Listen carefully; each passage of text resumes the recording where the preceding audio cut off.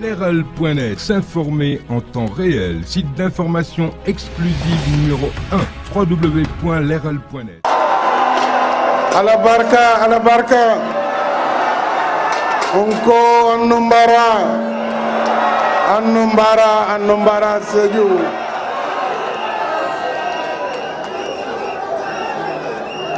Yaakaar naa ni mbokku Pakaaw mbokku Sédhiou mandeng yi ñooy wax ni samu ye bambu ibuka bambuko ma nee nañu bu la gëlëm porté sa tànk du laal suuf kon Sédhiou ma porté alors maa ngi leen di nuyu kenn ku nekk ci turam ak santam.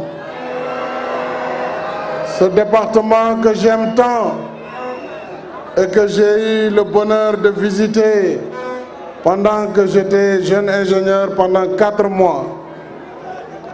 Je l'ai fait dans sa partie du Diassir, dans le Balantacounda, partout, ainsi que plus haut, dans la zone aujourd'hui appelée département de Bunkiling, le Kabada. Je salue maa ngi nuyu kilifa diine yëpp yi nekk ci département bu Sédhiou ak région bu Sédhiou. dëkku l'islam la, dëkk jàmm la, dëkk teranga, dëkk ñaan.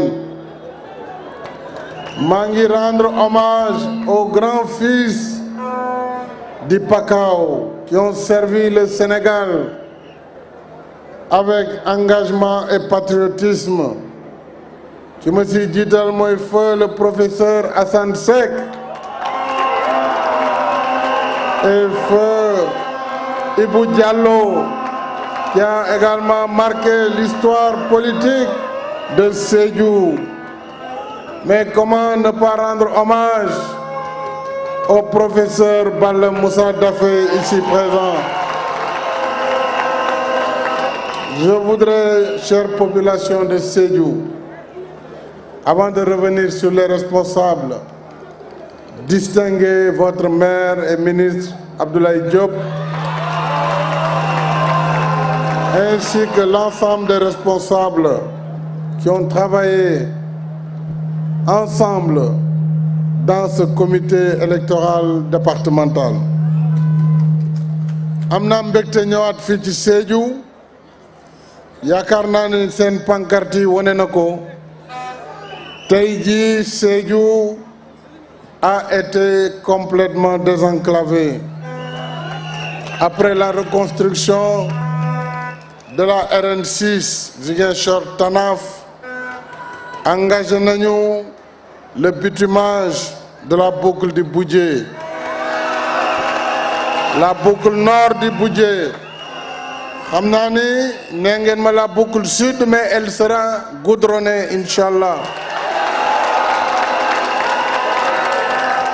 La boucle nord qui permet de faire Sédhiou, Marsassoum, en passant par Saboya et Bona. Donc, nous allons engager la deuxième tranche qui passera de Marsassoum à Simbandi Brassou. Mais Sédhiou, c'est aussi Promoville. Vous avez maintenant des routes pavées.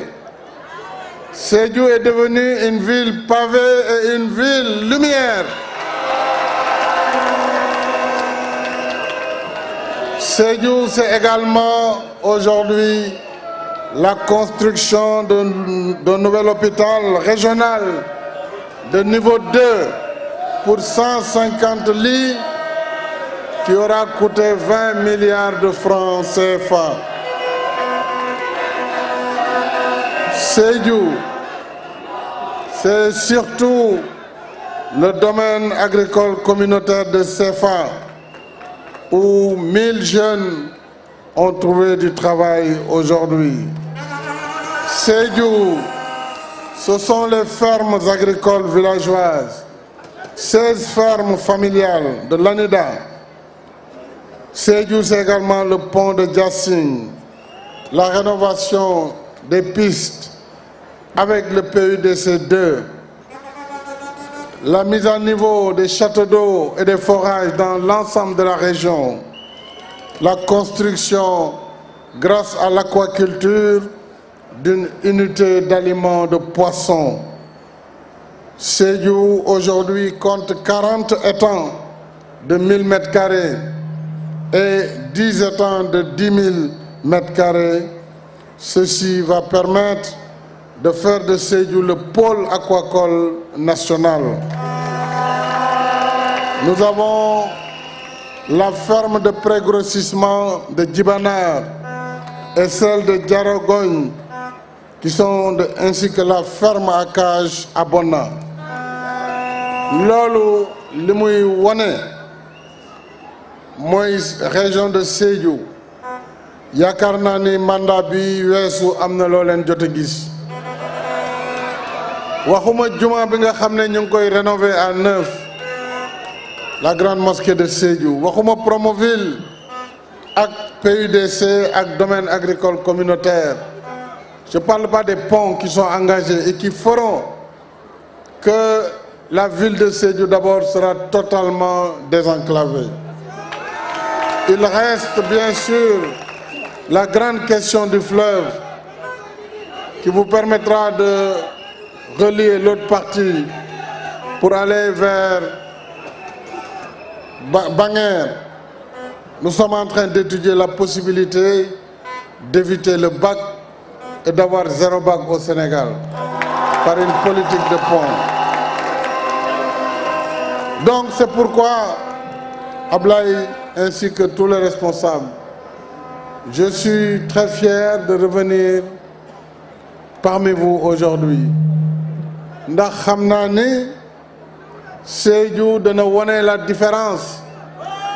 Ndax bëgg ngeen waa Sédhiou politique boobu ñu tàmbali mu continuer. Bëgg ngeen hôpital bi continuer. Bëgg ngeen que le stade régional et le stade municipal soient achevés. Bëgg ngeen le désenclavement du département de Sédhiou avec le parachèvement de la boucle du Boudjé, la boucle nord comme la boucle sud. Alors si telle est votre volonté, le 24 février à la première heure, na ñëpp jóg dem voter massivement pour le seul bulletin qui vaille, moi le bulletin marron avec la tête de cheval. Bulletin bi am candidat bi ànd ak jamono, candidat bi mën a liggéey, candidat bi xam liggéey, am expérience, am surtout engagement pour ce pays. Yaakaar naa ni lii ñu fi gis doy nañu xanaa dama leen di jox rendez-vous te nangu audience bi président coordonnateur comité électoral bi wax. Donc inchallah yoraloon naa imam yi audience à Dakar fàttewuma ko dafa xatoon. Inchallah bu ñu ko yàlla mayee mars danaa leen jël ànd ak waa comité électoral. Ma remercier le ministre Abdoulaye Diop, ministre de l'Emploi, maire de Sédhiou. Leral.net, s'informer en temps réel, site d'information exclusive numéro 1, www.leral.net.